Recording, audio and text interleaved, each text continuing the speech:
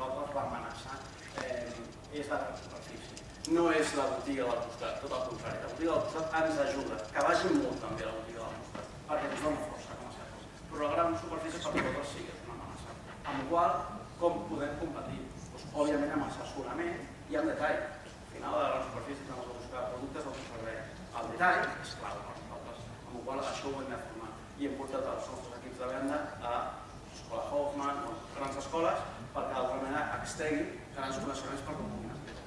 El client visqui una experiència innovadora. Fem cuines, a vegades als punts de venda, i òbviament fem tallers de cuina on els portem fora de la botiga i puguin tindre aquestes experiències.